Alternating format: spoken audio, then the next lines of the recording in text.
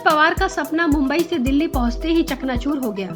शरद पवार को अपने दिल्ली स्थित आवास पर मोदी विरोधी मोर्चा तैयार करना था।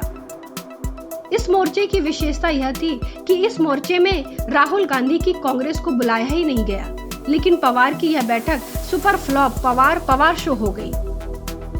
शरद पवार का साथ देने ना तो बहुजन समाज पार्टी सुप्रीमो मायावती आई और ना ही चंद्रबाबू नायडू, ना ही तेजस्वी आए और ना ही अखिलेश यादव। शरद पवार के लिए यह झटका तब और बड़ा हो गया जब महाराष्ट्र में उन्हीं के समर्थन में बनी शिवसेना ने भी इस बैठक में शिरकत नहीं की। यानी कि महाराष्ट्र की महाअघाड़ी सरकार के सहयोगी दोनों ही पार्टियों ने इसमें शिरकत नहीं किया। एक को खुद शरद पवार ने नहीं बुलाया और दूसरी ने खुद ही पल्ला झाड़ लिया।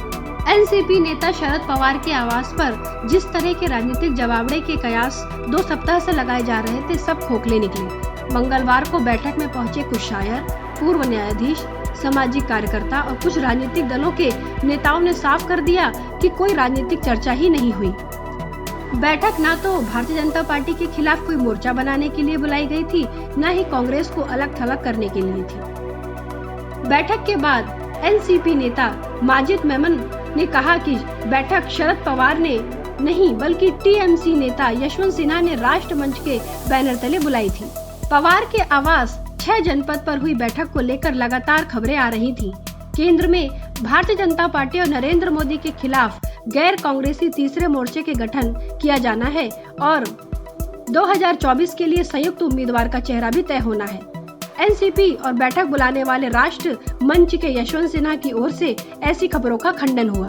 मंगलवार को बैठक करीब 2.5 घंटे चली, जिसमें शरद पवार को छोड़कर कोई भी बड़ा नेता नहीं पहुंचा। सीपीएम नेता नीलोत्पल बासु थे, जिन्होंने बताया कि बैठक में कोई राजनीतिक चर्चा नहीं हुई, सिर्फ बेरोजगारी और महंगाई को लेकर चर्चा हुई। साहित्यिक क्षेत्र के लेखक जावेद अख्तर थे।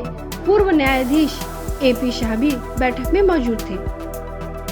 पूर्व राजदूत केसी सिंह, नेशनल कॉन्फ्रेंस के उपाध्यक्ष और जम्मू कश्मीर के पूर्व मुख्यमंत्री उमर अब्दुल्ला भी पहुंचे थे, लेकिन थोड़ी ही देर में वे वहां से निकल भी गए। सीपीआई से विनय विश्वम, समाजवादी पार्टी से घनश्याम तिवारी, पूर्व सांसद जयंत चौधरी, आम आदमी पार्टी से सांसद सुशील गुप्ता और कांग्रेस के पूर्व प्रवक्ता संजय झा भी मौजूद थे। शरद पवार के अलावा उनके दल का प्रतिनिधित्व अधिक था। सांसद बेटी सुप्रिया फुले, राज्यसभा सांसद माजिद मेमन, सांसद वंदना चौहान भी थी। माजिद मेमन ने बैठक के बाद मीडिया से कहा कि ऐसा कुछ नहीं है कि यहाँ एंटी भारतीय जनता पार्टी के लोगों या कांग्रेस को किनारा करने के लिए लोग आए थे।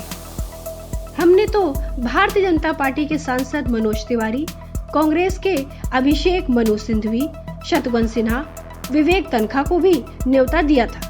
बहुत से लोग दिल्ली में नहीं होने के कारण नहीं पहुंचे। Bureau report, public news.